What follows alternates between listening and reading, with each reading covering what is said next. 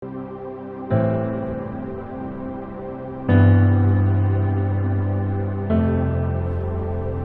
eu disse, o capítulo 15 aqui de Lucas, ele compreende 3 parábolas. Você vai ver a parábola da ovelha perdida que nós lemos, da dracma perdida e depois do filho perdido, filho pródigo, também, né, um filho perdido.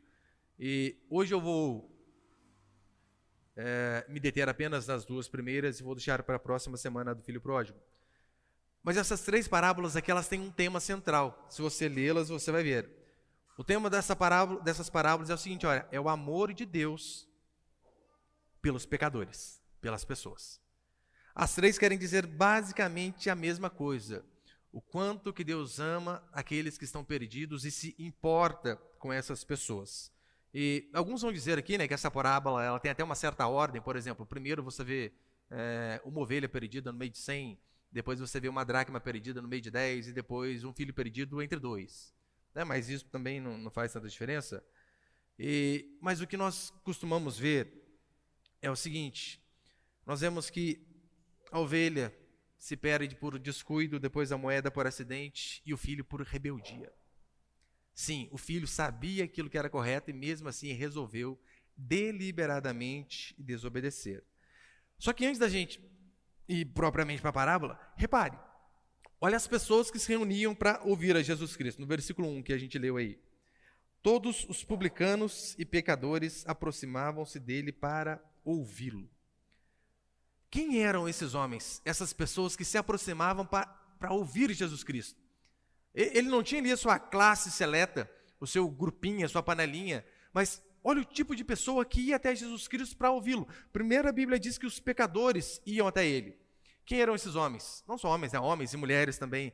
Ora, eram aqueles que tinham uma conduta imoral diante da palavra do Senhor. A Bíblia é explícita em dizer, não adulterarás. Eles faziam o contrário. Não mintam, eles faziam o contrário. Não mate, eles faziam o contrário. Então, é tão certo isso que os judeus, os rabinos e as pessoas daquela época ali, eles nem se misturavam com esses pecadores. Você lembra? Eles nem faziam refeições com essas pessoas, nem conversavam, porque eles diziam, não, esses homens não podemos nem ter conversa com eles, acabou. Mas não apenas esses. A Bíblia diz que também estavam com eles os publicanos para ouvir Jesus Cristo. Quem era o publicano?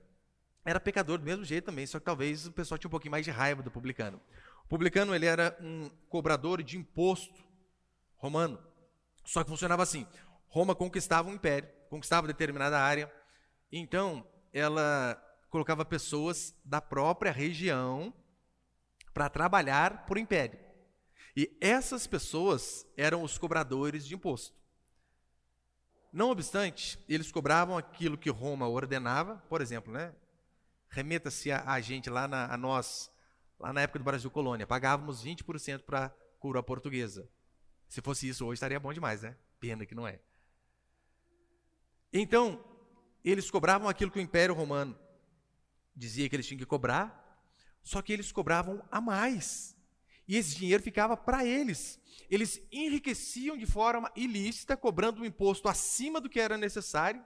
E pior, eles cobravam de seus próprios patrícios, de seus próprios irmãos.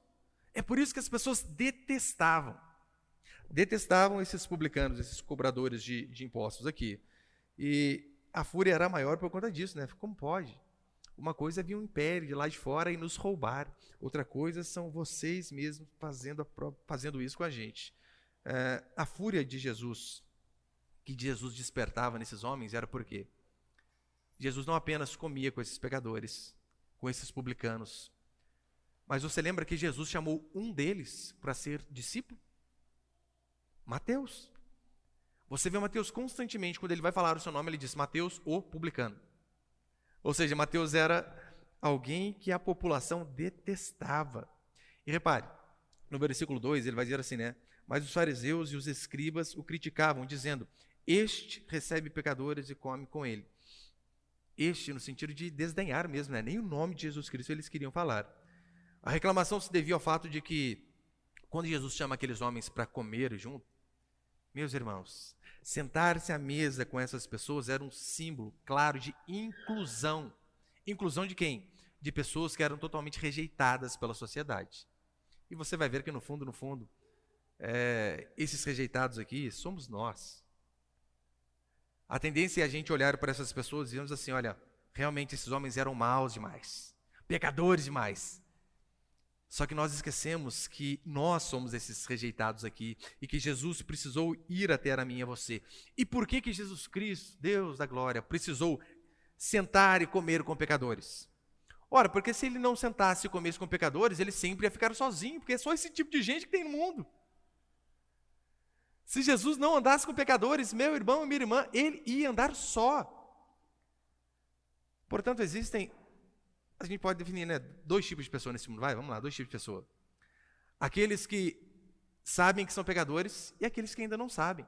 Não existe outro tipo de gente. Então, por isso que Jesus Cristo tinha que estar com eles. E com base nisso, eu vou passar 2 princípios, então. Põe primeiro, ali, por favor. Primeiro princípio, nós vemos Jesus em busca da ovelha perdida. Olha o versículo 3. Então contou-lhes uma parábola. Ele começa, né? Qual de vós, possuindo 100 ovelhas e perdendo uma? Por que Jesus ele faz questão de usar o paralelo da ovelha, a analogia, a parábola da ovelha? Primeiro porque era algo super comum naquela região. Então Jesus falava de uma forma que as pessoas entendiam.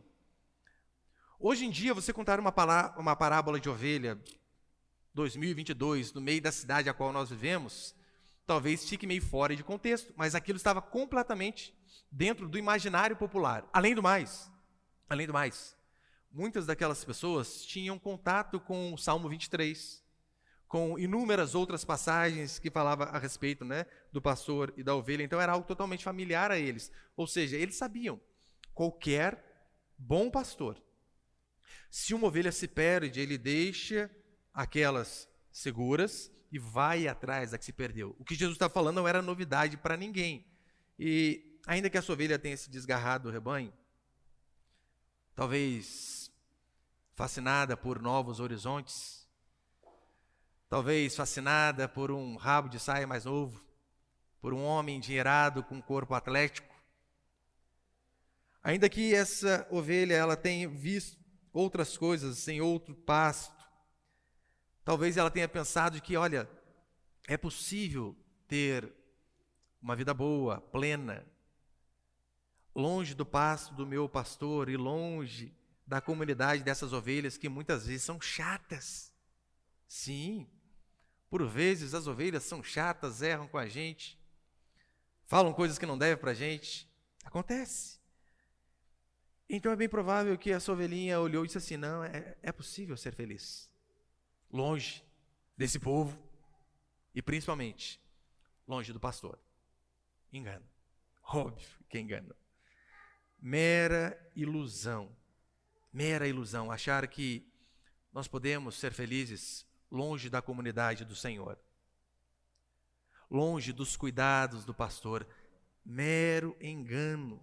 Somente o pastor, de fato, pode fazer, como diz o Salmo 23, ele pode nos fazer deitar em pastos verdejantes, ele pode nos conduzir de forma segura. É um engano, meus irmãos, acharmos que podemos ter uma boa vida longe do Evangelho. Porque aqui a gente se sente às vezes até preso, né? Sufocado. A religião me sufoca. É só não. Reparou os 10 mandamentos? 8 começam com não. E está o psicólogo dizendo lá para você, não fale não para o seu filho. Olha o tanto de não que Deus falou para a gente. Como assim? Então a gente pensa que é possível Deus viver feliz e alegre longe do pastor. Não é. E repare que Deus ele nos compara com ovelha, não com leão.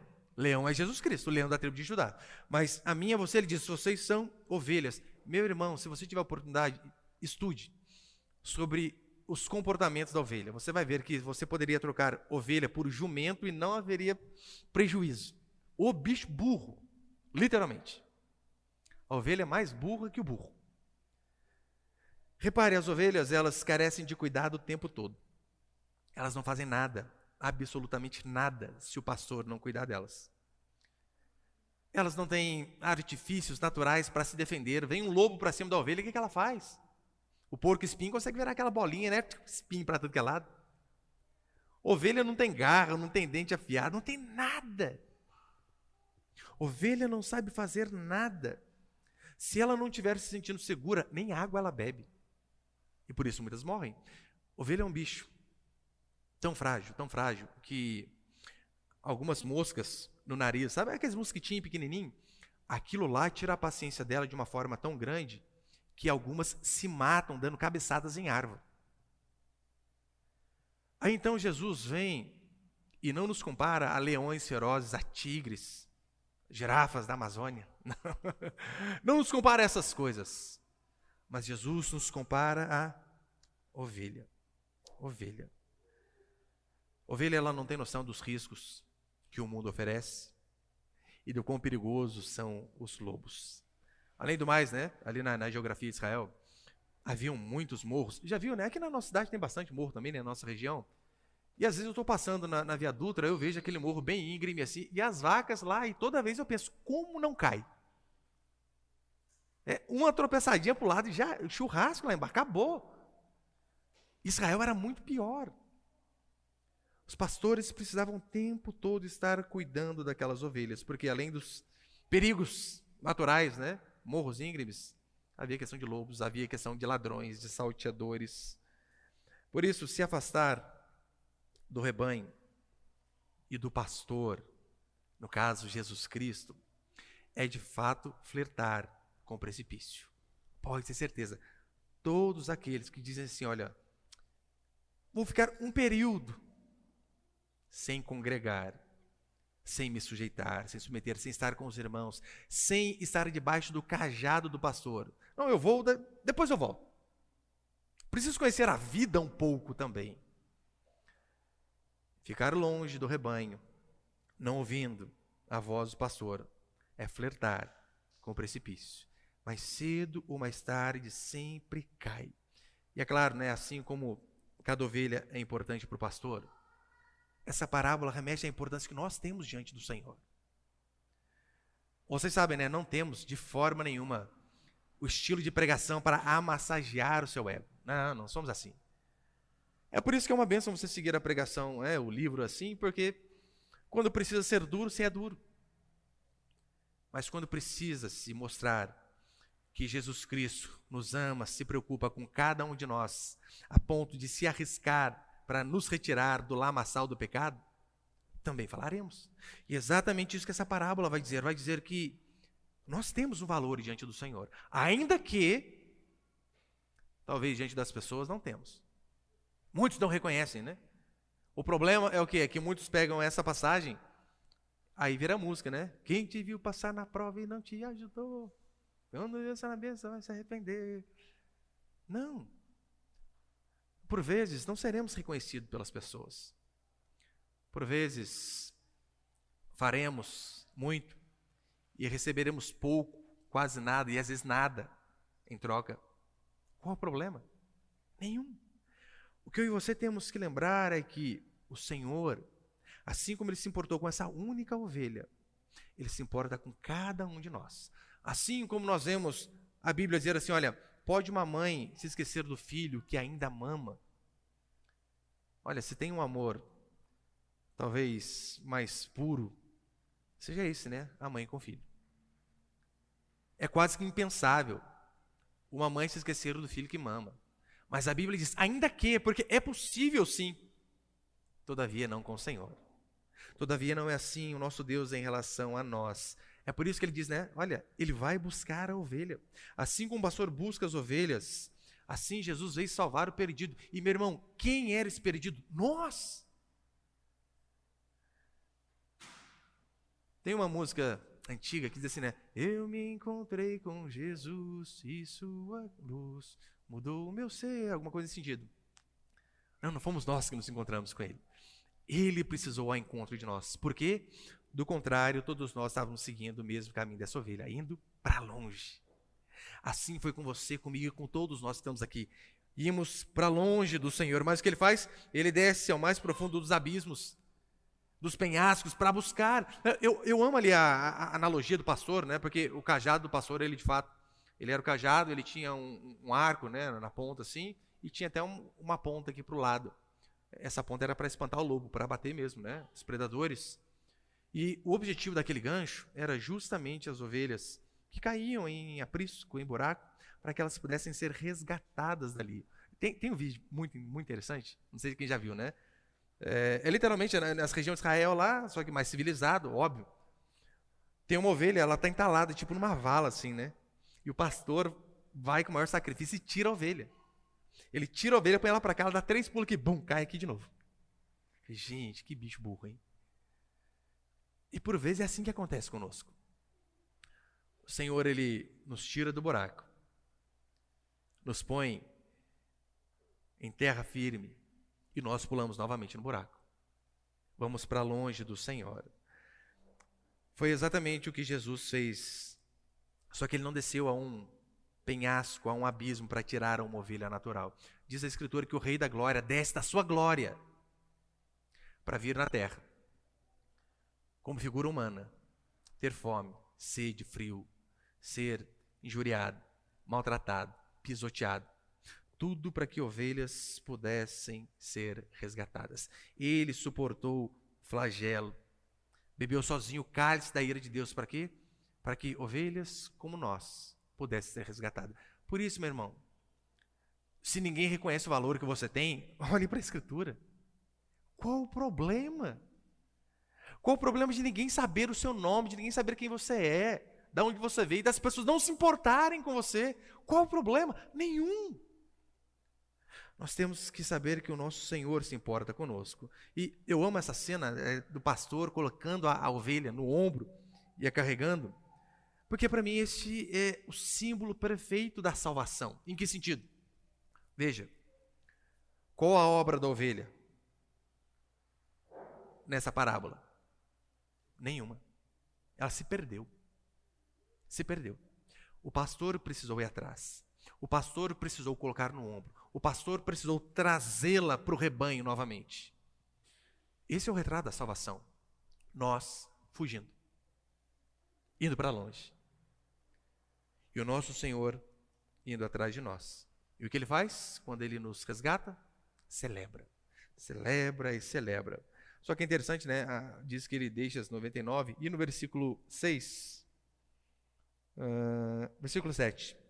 Digo-vos que no céu haverá mais alegria por um pecador que se arrepende do que por 99 justos que não precisam de arrependimento. E talvez você lendo isso, você pode dizer assim, pastor, mas a Bíblia diz então que existem pessoas justas? Não, óbvio que não. Romanos 3, não há um justo nenhum sequer. A interpretação dessa passagem aqui é que esses homens eles eram justos aos seus próprios olhos. Eles achavam que eles poderiam entrar pela porta da salvação não sendo carregados pelo pastor, mas com suas próprias pernas, por mérito, por conta das suas próprias obras. Nós sabemos que isso é impossível. A entrada no céu ela está condicionada a Cristo como pastor nos resgatar e nos carregar em seus ombros. Do contrário, não há quem entre. E segundo e último, põe ali, por favor.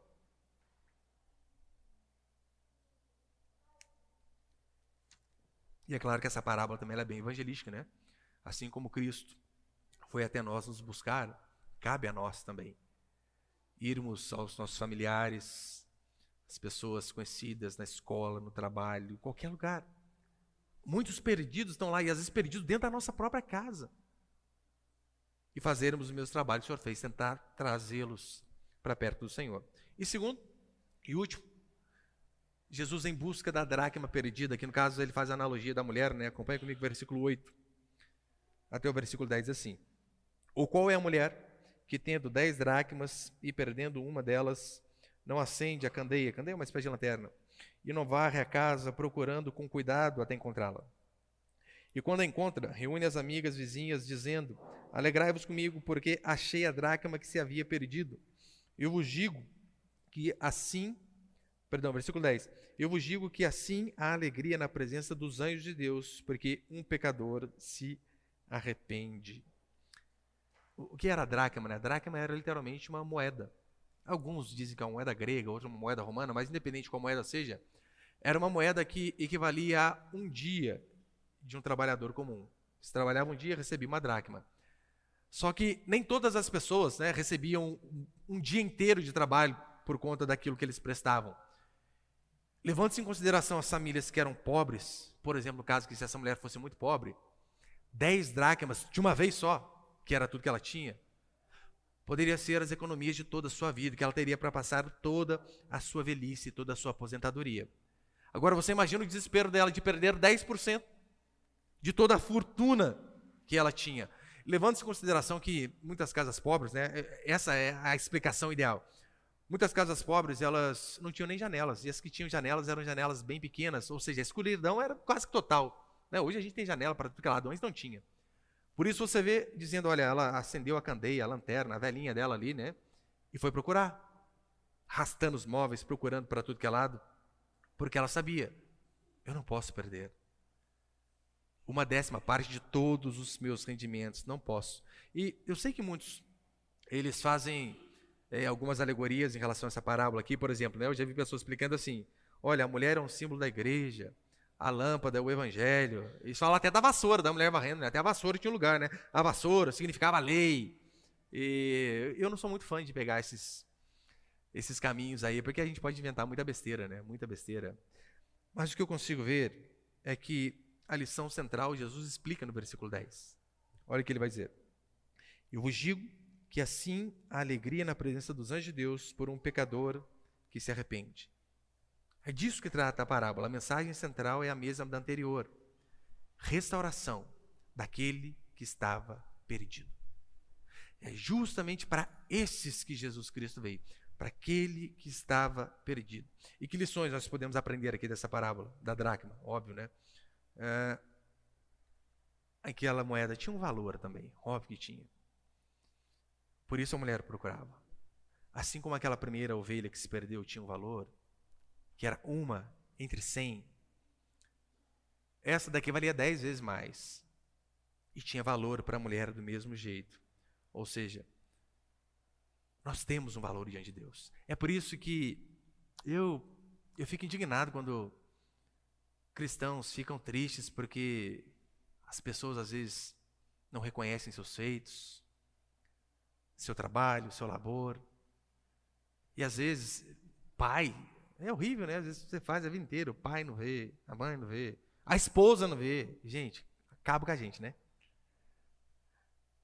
Qual o problema? Qual o problema se as pessoas não nos valorizam sabendo que nós temos valor diante do Senhor? Por isso que diante da tristeza, e às vezes, né, nos chateia mesmo. Vá para a Escritura, se apegue a ela. Saber que diante de Deus, meu irmão, Deus nos vê mesmo nessa multidão ao qual nós estamos aqui envolvidos. Entenda, eu acho que mais ou menos 170, 180 mil pessoas. Você pensa, quem sou eu na fila do pão? Gente, 180 mil só aqui em nossa cidade. Esse é o problema, nós não nos vemos como pessoas a qual Deus se importa conosco. Hernani Dias Lopes, ele vai dizer que, para essa mulher, por exemplo, varrer a casa, para procurar a dracma, gente, dá uma trabalheira, você imagina, né? Lanterninha ali, vela, e arrasta móvel, puxa móvel, faz um monte de coisa. Trabalho. Essa mulher, ela agiu. Da mesma forma, o Senhor Jesus Cristo fez conosco. Ele foi atrás de nós, nos buscou. Nenhum de nós aqui voluntariamente quis vir. Você não quis, eu não quis, ninguém quis. Eu fico tão feliz quando eu leio essas passagens, porque eu sei aonde o Senhor foi para me buscar. Você sabe, né? Eu sei que os testemunhos que nós ficamos impressionados era da prostituta que saiu com 3.000 homens, do bruxo não sei da onde, do pai de santo, e a gente vê aquela pessoa, a pessoa se converteu, e a pessoa conta as macumbas, as mandinhas que ela fazia, o povo crente fica doido, né? E a gente vê, olha da onde Deus o tirou. Você não precisa se esborrachar por fora assim, ir tão fundo, externamente, para saber o valor que você tem. Basta você saber da ignorância a qual Deus tirou, do véu que havia diante dos seus olhos. Eu sei da onde Deus me tirou. Meu irmão, na minha família, quando eu me converti há 17 anos, não tinha nenhum evangélico, nenhum. O Tiago aqui é testemunha. Fomos criados no catolicismo, coroinha lá das igrejas Aparecida, da Basílica. A vida inteira criado daquele jeito. no meio da idolatria, como se aquilo fosse algo normal. E então a mão do Senhor vai lá me buscar com o seu cajado e me puxa. O Senhor vai lá no mundo, nas baladas da vida, e me tira de lá e me traz. O Senhor vai e desvenda os meus olhos para que eu pudesse ver o quão ignorante eu era. O Senhor começa a me mostrar que pensamentos são pecados do mesmo jeito que atos, e então eu vejo que eu era muito mais podre do que eu achava que era. Este é o problema do ser humano. Por vezes ele não reconhece tudo aquilo que Deus fez, porque ele se acha como esses justos da parábola anterior. Ele se acha bom. Então, se ele se acha um pouco bom, mais ou menos bom, ora, o sacrifício de Jesus Cristo parece que não foi tão grande. Agora, quando você sabe de onde Deus te tirou, meu irmão, minha irmã, o agradecimento é muito maior, o reconhecimento é muito maior. Por isso não tem como ficarmos tristes, depressivos e angustiados. E o que eu e você temos que fazer, a Escritura diz que é, de igual modo, buscar esses também. Quantas pessoas estão perdidas dentro da nossa própria casa? Às vezes, sabe onde? Dentro da igreja. Porque talvez você pense que assim, não, olha, a partir do momento que entrou naquela porta ali, está dentro desse recinto, o problema está resolvido, é salvo. Quem disse? Quem disse? Paulo vai dizer, nem todo de Israel é de fato israelita. Agora você acha que todos que passam daquela porta para cá são de fato filhos de Deus? Talvez os perdidos mais difíceis de serem achados sejam os que estão na igreja. Porque eles acham que já conhecem o Senhor. Mas por vezes não são confrontados pela pregação. Então eles estão junto com o povo de Deus, cantando as músicas do povo de Deus, aprendendo sobre o livro de Deus, e longe, mas muito longe de Deus. O que eu e você temos que fazer é olhar para dentro da nossa casa, olhar para dentro da nossa igreja, porque é isso que a Escritura vai dizer, né? Aonde que a mulher perdeu a moeda? Ela foi à venda comprar pão e perdeu na rua. Foi na rua? Não. Em casa. Olhemos para dentro da nossa casa, para dentro da nossa família, porque a chance de termos perdidos ali é muito grande. Então que nós sejamos esse instrumento para que essas pessoas possam achar o Senhor. Mais uma vez, o Senhor, ele se alegra, diz a Escritura que os anjos também se alegram. Enquanto os fariseus, eles ficam bravos com esses pecadores arrependidos, o Senhor se alegra. E eu e você devemos orar constantemente nesse sentido. Eu acho que eu coloquei o poema ali, põe ele, por favor. Acho que na verdade é o trecho de um cântico, muito antigo, é tão antigo que não tem nem nome, ninguém sabe quem fez. Eu tenho que falar anônimo, né? Busquei o Senhor e depois descobri que Ele movia a minha alma a buscá-lo, me buscando. O genuíno Salvador, não fui eu quem te encontrou. Não, eu fui achado por ti. É isso que acontece quando há uma conversão. O Senhor nos move a buscá-lo. Porque se o Senhor não faz isso, nenhum de nós jamais buscaríamos o Senhor. Nenhum de nós. Eu tenho certeza. Se não fosse o Senhor me buscar, meu irmão, eu não queria nem saber de igreja. Nem saber. Eu até brinco com a minha esposa. Você tem saudade da vida de antes? Gente, eu gostava demais de carnaval. Meu sonho era passar em São Luís Paraitinga, bebendo, virando, rolando, bebendo. Eu não queria saber nada de compromisso com Deus, se não fosse o Senhor ter misericórdia da minha vida e me buscar. Agora, essas parábolas, ela não é para pessoas que se veem como justas, para pessoas que se acham boas demais, para pessoas que se veem como não necessitadas da graça de Deus. Se você é alguém que se acha bom o suficiente, essas parábolas não são para você. Agora, se você se vê como um perdido, assim como essa ovelha estava, se você reconhece que o Senhor precisou buscar você para que você pudesse estar aqui, daí sim essas parábolas vão fazer sentido. E assim como o Senhor se alegrou quando Ele nos achou e nos trouxe, o que eu e você devemos fazer constantemente é orar, pedir ao Senhor oportunidade para que nós sejamos também esse instrumento, para que mais e mais vidas sejam achadas, assim como nós fomos achados. E a boa notícia, sabe qual é? Eu sei que talvez você olha lá, mas fulano, não sei, fulano converter é quase que impossível. Não é. A prova é que não há impossíveis para Deus somos nós aqui. Se nós estamos aqui, meu irmão, a prostituta pode estar aqui. O idólatra pode estar aqui. O alcoólatra pode estar aqui. O pai que simplesmente fez filho, foi embora e nunca deu atenção, ele pode estar aqui. Se o Senhor alcançou a mim e a você, pode ter certeza, não há impossíveis para o nosso Senhor. Então que nós venhamos pedir a Deus a oportunidade de orar para que sejamos instrumentos de mudança na nossa casa, na nossa igreja, na nossa cidade. Imagina se cada um de nós, hoje, né, tivemos a eleição do domingo passado, e eu também estou falando a mesma coisa para os irmãos, né? O que a gente tem que fazer? A gente tem que pegar lá os indecisos, os isentões, e tentar falar para a gente, não nos entregue na mão de um ladrão de novo. Essa é a nossa função como cristão. Devemos fazer isso. E nós queremos fazer isso porque não queremos o nosso país, nos nossos próximos 4 anos, entregues ao maior corrupto da história nacional e quem sabe do mundo. Só que você percebeu que às vezes nós nos preocupamos em evangelizar alguém para mudar o voto de um lado para o outro. E nós não temos esse mesmo temor, esse mesmo anseio e encargo por saber que dentro da nossa própria casa, que pessoas conhecidas, que pessoas que trabalham conosco estão sendo perdidas, estão indo para o inferno, e mesmo assim nós não fazemos nada. Nos preocupamos com os próximos 4 anos. Mas não nos preocupamos onde nossos filhos, esposa, amigos irão passar a eternidade. Pode ter certeza. Nós aguentamos 4 anos de PT, se tiver, aguenta. Morrendo, mas a gente aguenta. Mas isso não se compara a uma eternidade longe do nosso Senhor. Que sejamos instrumentos para que os perdidos sejam achados, assim como pessoas foram instrumentos em nossas vidas também. Amém, meus irmãos?